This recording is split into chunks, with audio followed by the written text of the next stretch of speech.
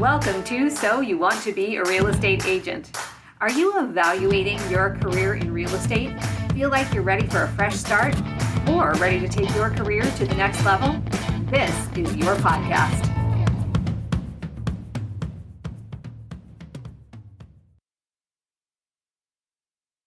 Welcome to So You Want to Be a Real Estate Agent. I am your host, Meredith Vogel, and I have a really special guest with us today. Summer McBride is here. Summer is my social media manager, and Summer is the person responsible for all of the content that you see on my Instagram, on my Facebook, on my LinkedIn. Where else am I on social? Am I on TikTok? Yep. Okay, all the places. Everywhere you And guys YouTube. see me, and YouTube. Yeah, right. All the places that you guys see me on social. That is the genius of Summer right here. So I asked Summer rather spontaneously to be my guest today, and she very generously said yes. And she also shared that she's not at all really comfortable being on this side of the camera. Yes. So this is, first of all, I'm so grateful that you Thank agreed to you. do it. Thank you. And secondly, I know that the audience is going to learn so much from you today. So what we thought we would talk about is how to get started with social media. I think we all know it's something that we have to do.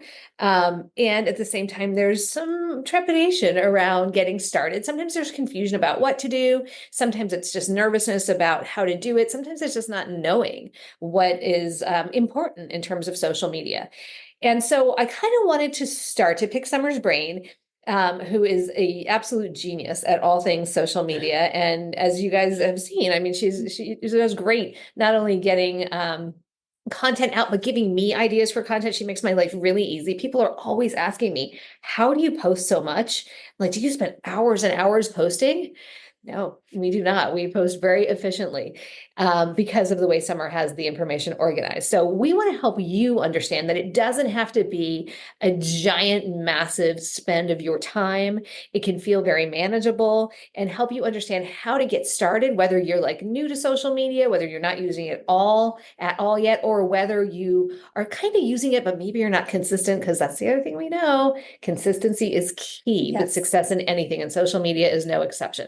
So, Summer, Yes. tell me, when you think about, say, a brand new agent, let's say they're a new agent, or let's say they're an experienced agent who is new to social media and is like, why? Why do I have to use social media? In fact, I have a couple of people that I work with who hadn't used social media at all, or maybe they'd been in it and they completely extracted themselves for some reason, but they are understanding theoretically the need to be involved in social media, but I don't know if they understand how it really connects to their success. So how would you explain it to an agent? Okay, so social media gives you the opportunity to kind of reach outside of your existing network. And by being a part of the community in your neighborhood or where your geo farm is, it's going to allow you to tag businesses. And the algorithm is going to kind of do some work for you to push that content to people who you might not even know. So it kind of broadens your network.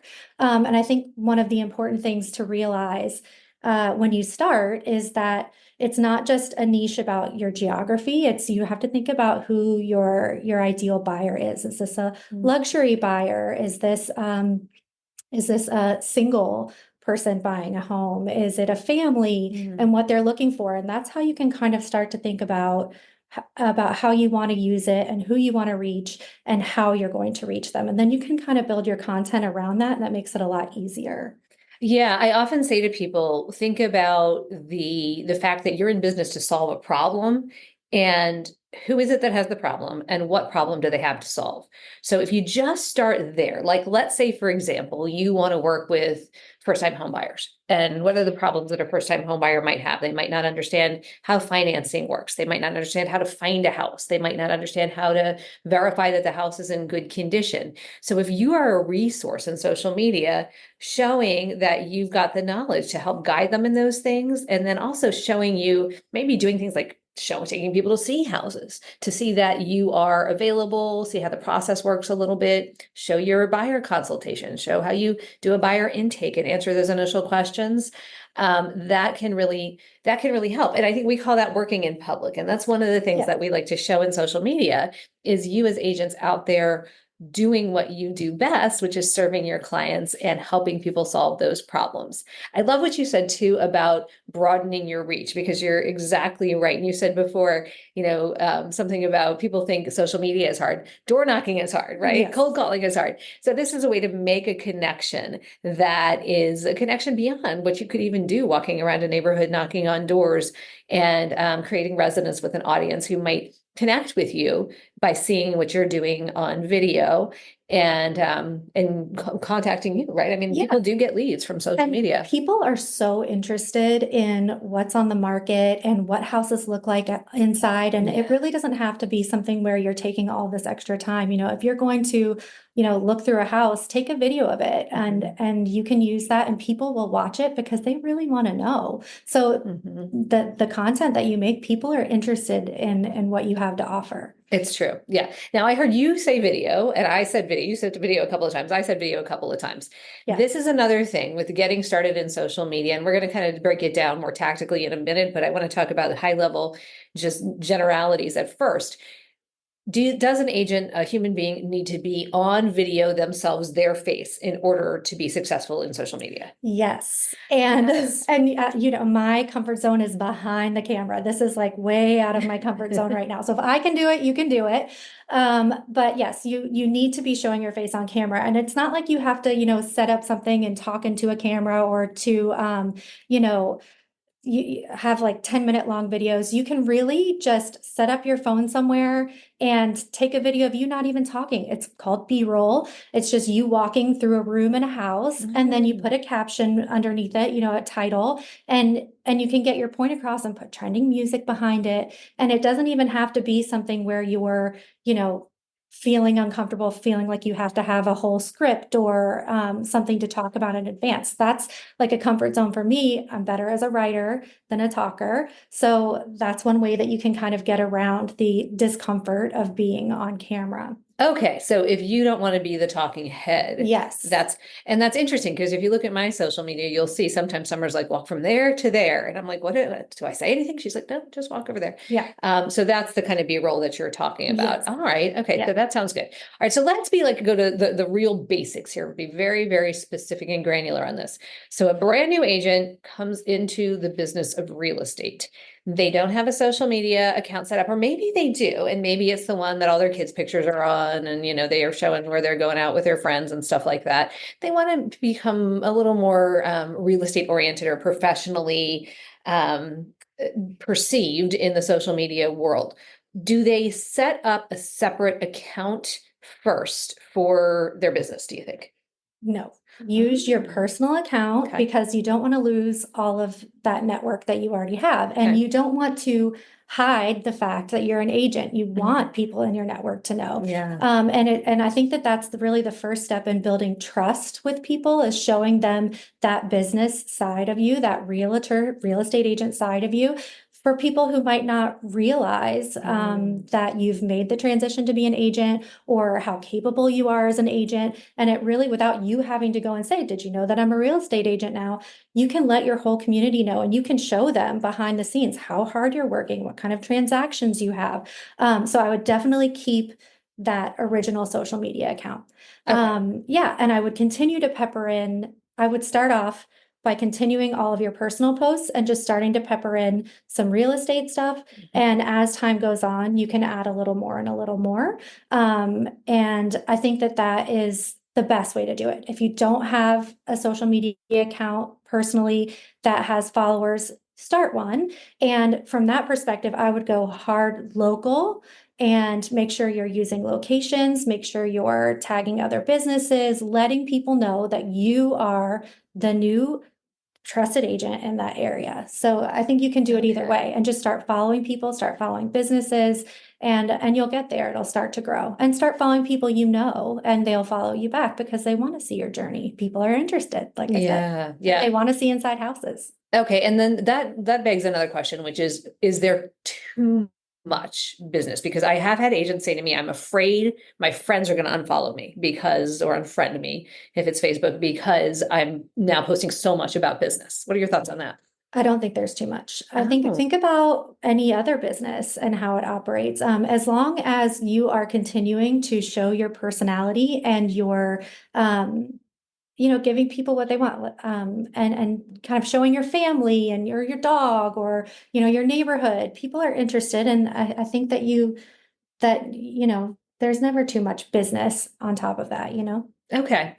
Interestingly, this was like when social media first started to become a thing. I remember taking a class at a brokerage I was with at the time, and we were told to use what they called at the time the rule of thirds. And the rule of thirds was a third business, a third personal, and a third like resource, like what we Yes. call being the knowledge broker. Do you think that still stands? Oh, absolutely. So in terms of too much business, that's coming from something I should have explained before, is that that you should be posting once a day. Okay.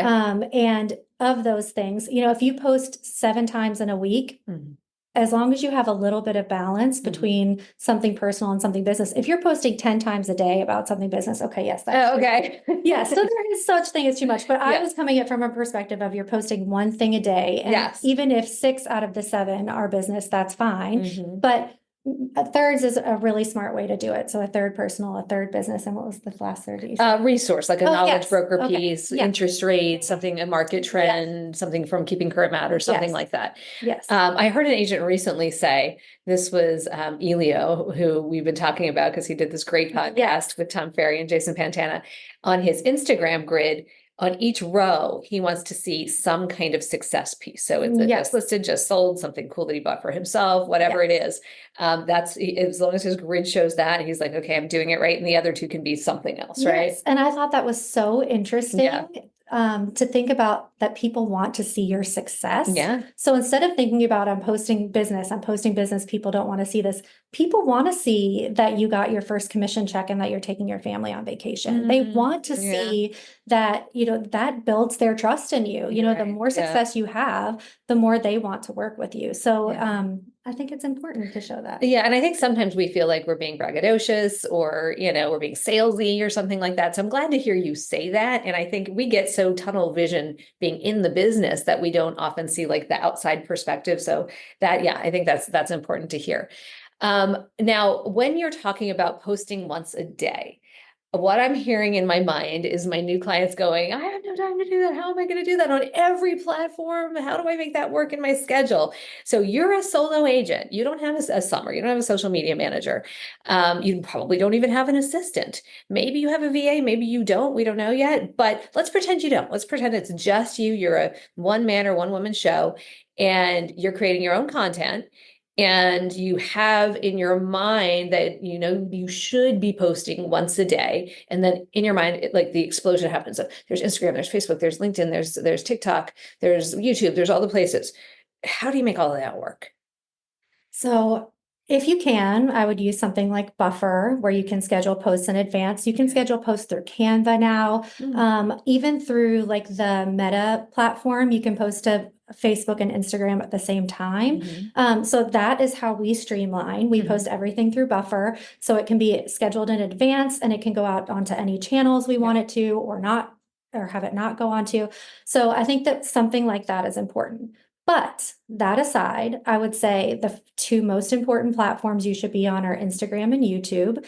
And I would be making sure that even if it's just an image, doesn't have to be a video for every single thing. As I was walking up to Meredith's office the other day, I saw this pretty flower and I took a picture and it's like, look at this beautiful flower.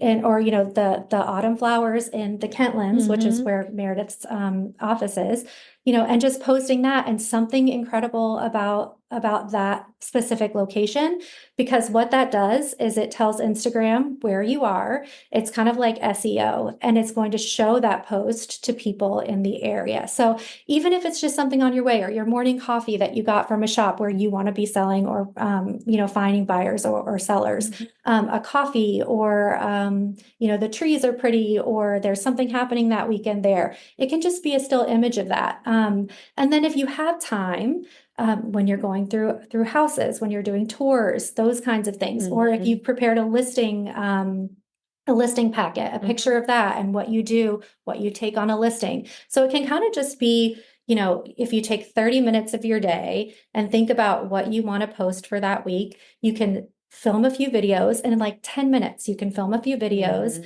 write a few captions, and, Chat GPT is really helpful for that. If you're not a writer, if you feel like it's hard to get started, that's a good place to like, get a basic caption that you can kind of work from, but don't use it directly from Chat GPT because everybody can tell and they're not great. But use that as a starting point, because sometimes it's hard to just get the wheels going and know Yeah. what to say in a caption. But think about it like SEO. Think about saying exactly where you are, Mhm. using that city name, using the word real estate agent, using the word buyer, using the word Mhm. seller. You want the algorithm to know where you are and who you're talking to. So just keep that in mind with captions. So Mhm. in 30 minutes, you can film a few videos, write a few captions, and then fill in from there with a few random pictures of your week, like, and a few pictures of your family or what's going on, in your life. And so if you think about it, that you really only have 2 or 3 real estate posts per Mhm. week, Mhm. then it's really not that big of a time commitment if you're peppering in some of your, personal stuff as well. Yeah, yeah. And what I'm thinking about as you're saying this is, and this was me when I started in real estate and I didn't have anybody helping me with social media, was I'm like in action all the time. I'm running, running, running. And this was new. So it wasn't something that I was even like thinking about. And I'd go somewhere and I'd come back and be like, oh, I should take a video of that. I should have taken like a picture of that. That would have been great for social media. So I'm hearing you say planning ahead, obviously, is going to be something that's going to help with that. And for a lot of agents who are maybe not great at planning ahead, and sometimes, let's face it, our schedules kind of control us. Would you say that it's best to have like a content creation day, or like I'm trying to think, how would you think about this? So let's, for example, say we've got those three buckets. We've got, and I heard you say, who are you talking to and where are you, basically? So who's your audience and where are you? So let's just say that. Like, who's your audience? Our audience is people who live in this area that we're showing houses to, and we're thinking about, doing a little bit of content creation as we're rolling up to a house or as we're leaving the house and giving a little bit of feedback about what we saw.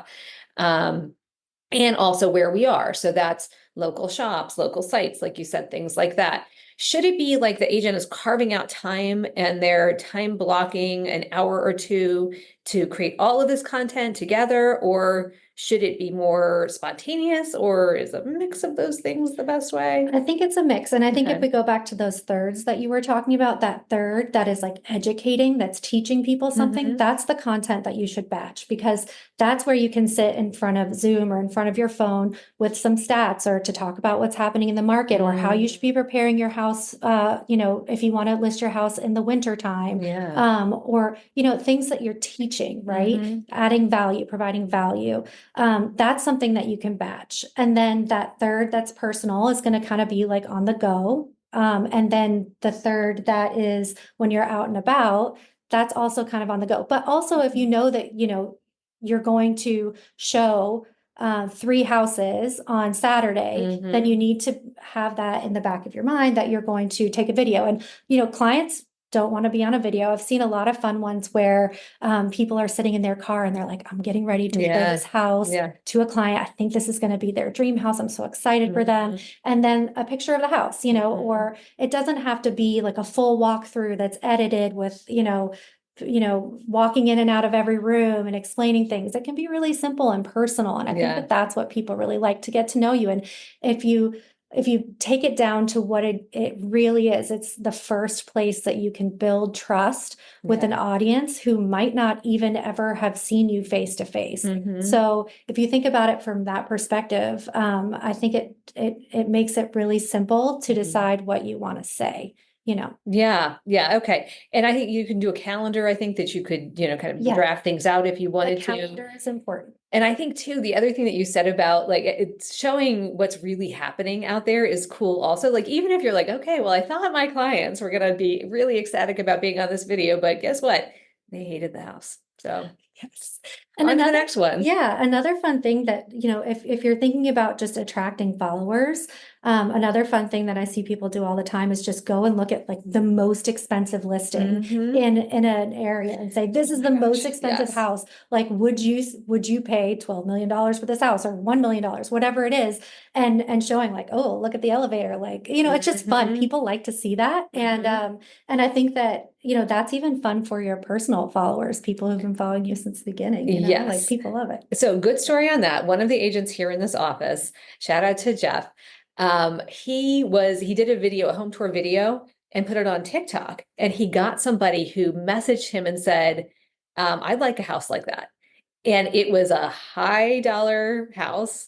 And he is now working with that client. I think he's under contract with that client, actually. Amazing. So isn't that great? Like that sort of thing can happen when you're just out there. And of course, we're going to talk about that in a minute, is being engaged with the people who are following you. Yes. The other thing is showing things that show your personality. I have a wonderful coaching client, Bina Momin, which shout out to Bina.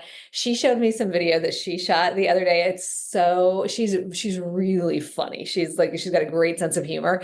And so she was doing like a neighborhood tour video, and she's like, and this is my favorite cafe. I'm so excited to go in and show you what it's like and grab a cup of coffee. And then she tries to open the door and it was like closed on the day. Hilarious. And she's like, wah, wah, it's closed. And then she has the little SpongeBob many hours later, and then she goes back in again. So it was just really cute. And so she didn't it wasn't a failure. It was like a way to be creative and show her personality. Yes. And going back to planning, that's something that, like, if you said, okay, I'm going to take a Saturday morning and I'm going to go to a bunch of open houses and I'm going to take video and I'm going to go get a coffee. That's another way to kind of block time for it. And that was my thinking of, like, if you're like, okay, I'm going to take a Saturday and I'm going to go see 4 really expensive listings, and you can use one a week, or you can, do a series of them. And so it doesn't have to just be like, I have 15 minutes right now. Can I go do it? You can really make it a point to go do those kinds of things and schedule the time. Yeah. And maybe even set an alarm for yourself at the beginning if you've got that plan, because you know how we get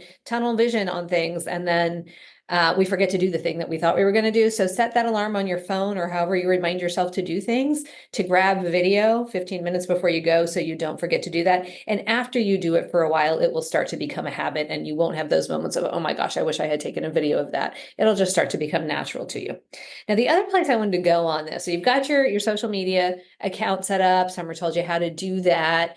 And you can, of course, link using something like Buffer, or what is it, Loomly? Is that the other one that people use to schedule posts? Is engagement. Because here's the other big mistake people make, and I was super guilty of this. I would post, I was all like outgoing content, no engagement, and people were following me, were liking things, were DMing me. I had no idea that it was even happening. Summer's helped me with that a lot. But if it's like the tree falling in the woods, but sort of the opposite, everyone's hearing it fall, but nothing's happening after it falls, right? So what are your best practices around making sure that the people who are engaging with your content feel like they're being seen and engaged with as well?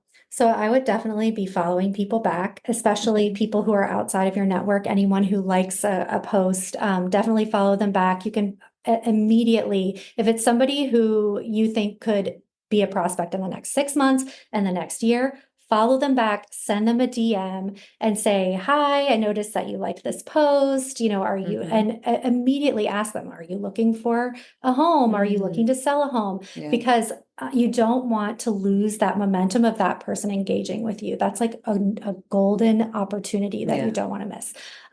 So I would definitely be, like and follow even people outside of your network. So, if you look at a hashtag, like, say there's a local event somewhere, like we have Oktoberfest coming up here in the Kentlands. If I wanted to prospect from people who came to Oktoberfest, I would look at people who posted about it the next day or that evening, who hashtagged, Gaithersburg Oktoberfest, and I would start liking their content. And so they're like, who is this person? And then come back and see that you're a real estate agent and that you work in that neighborhood. And oh, they really loved that neighborhood during Oktoberfest. So there are ways that you can engage with people without having to like cold call them, it's like you just start following them and liking their stuff, and once they start liking yours, then you can take it to the next level and you can DM and you just kind of feel it out, just like any relationship or any time you meet someone. What are your thoughts about following other real estate agents nationally? And that's one of the first things that I did when I started in social media, is I went and I followed people, and then I looked to see who they followed, and I followed some of them. Is that a good practice? I think so. Okay. Do you agree? Do you think so? I Before think go so, into- but I don't know Okay, if yeah, there's something that okay. I'm not thinking So about. I think Yeah. that this is a great idea. First of all, you are opening up your opportunities for referrals. Mm. Second of all, you can see what other people are doing in other places, social media wise. Maybe you meet someone who is, looking to sell their house and they're like, oh, well, I'm moving to Arizona. And turns out you've been following somebody for 2 years from Arizona and you've seen that they're a good agent. And that goes back to that. You've maybe never even met them face to face, but you trust them because Mhm. you've seen their social media for a few Mhm. years. So I would definitely be following other people and then they end up following you back. Mhm. So I do think that that's a really smart thing to do. And I think from an algorithm standpoint that shows, Instagram or whichever algorithm that this is the type of person that you want to be shown to and that you want them to see your posts. So it all goes back to that algorithm saying real estate, this person is in real estate, and Yeah. then shoveling out your content where they think it fits the best. Okay. And then my other question is, and this might be a don't do, I'm not sure, but if you are, let's say you're like in another part of the country or the world, should you not be posting from there because it might confuse the algorithm as to where you're located? Does that happen? Like if you're traveling somewhere? Yeah. I don't think so. I think that it all comes back to your SEO keywords. So like say if you were Okay. in Florida tomorrow, Yeah. right? Uh-huh. And you posted something from there, would that confuse the algorithm? Is that a question? Right, Yeah. exactly. So And if I'm like, if I do hashtag wherever I'm going, okay. Amelia Island, something like that. I think that it doesn't, that it would see that as an outlier Yeah. and then not change the whole algorithm long Okay, term. But I okay. would continue to always use those keywords, real Okay. estate, buyer, seller. On that post. Yes, Okay. and hashtags. So we Gotcha. always use Kentlands, Lakelands, Mhm. Gaithersburg, no Yep. matter where you are. Yep. Because that still shows the algorithm that you want your content shown to people in this area. Okay. So, Okay. And what I would say is if you're not convinced that social media is where you need to be, what Summer said about that, like the like and trust, people feel like they know you. Mhm. They see the content that they resonate with. They like you. They see you're doing real estate. You're posting your successes. Other people trust you, so they trust you. It's really important. And one of the things that I know people do for real when they're vetting a real estate agent is they do go to social media and they see what your presence is. They want to kind of like go, who's coming into my house or whose office am I going to meet with? So if you have nothing there, it looks a little sketchy sometimes to people. And remember too, they're thinking about how you're going to market their homes. So if they go onto social media and see that you're doing nothing to market your other listings there, my thought is they're going to be a little less likely to want to engage you than they would someone who's got a fabulous social media presence and doing a lot to highlight the properties that they're selling or to highlight that they're helping buyers get into properties. When I started an Instagram, I think I've told you this story. I didn't have an Instagram account like this was decades ago, or whenever it first started, but it was pretty new still, Instagram on the scene. And I went to a listing appointment and a buyer who at the time, or seller rather, at the time she's probably like 15 years younger than I was.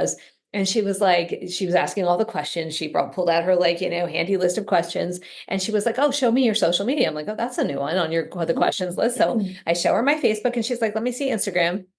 Didn't have an Instagram account.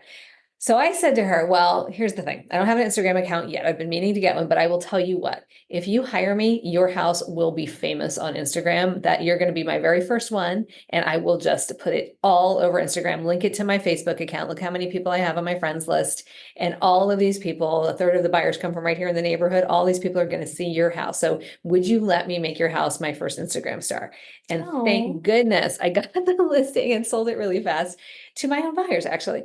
So that was really cool, but that was one of those moments of, oh my gosh, now I get it. Now I see why. And that same exact post, when I posted it, somebody liked it and shared. They started sharing the content. And I'm like, I don't know how many people came from that, but I think a good number came to see the house because of the shared post that I did. And that's another reason that I was talking about doing those, like this is the most expensive home on the market right now in whatever city, because people share those and shares. Instagram loves shares. But I did want to go back to YouTube for a second because we've talked a lot about Instagram. The reason that YouTube is so valuable is because it has actual SEO potential. So like say you type in Kentlands, Gaithersburg, Maryland, the results in Google are going to be YouTube videos. Yep. And so you don't get that with Facebook, you don't get it with TikTok, you don't get it with anything else. I think TikTok sometimes now does it, but YouTube will be the first. I mean, there will be 6 or 7 videos at the top.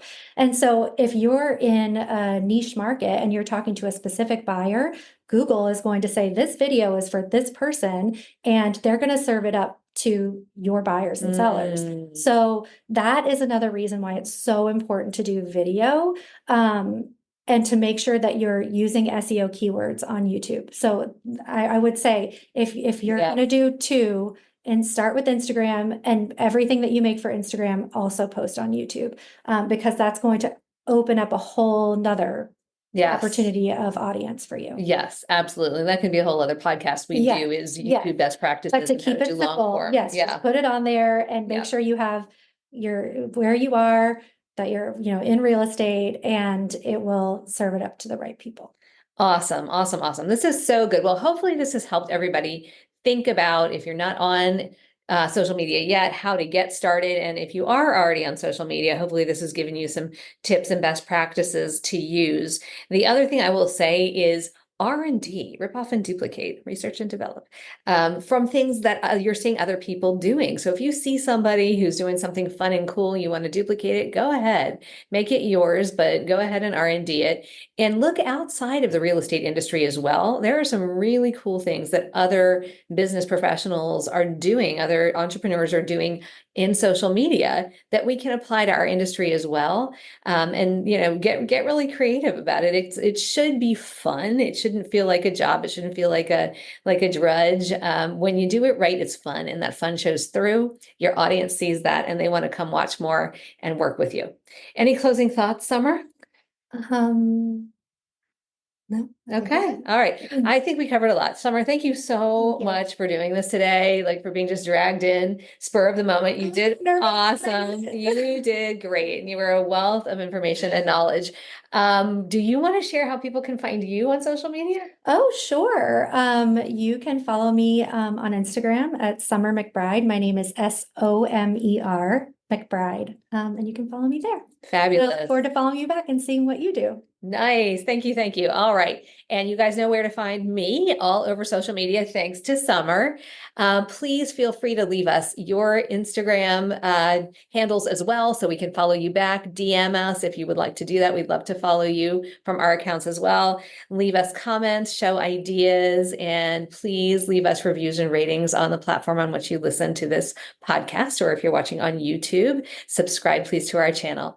Thank you so much for watching or listening. This has been So You Want to Be a Real Estate Agent. We'll see you next time.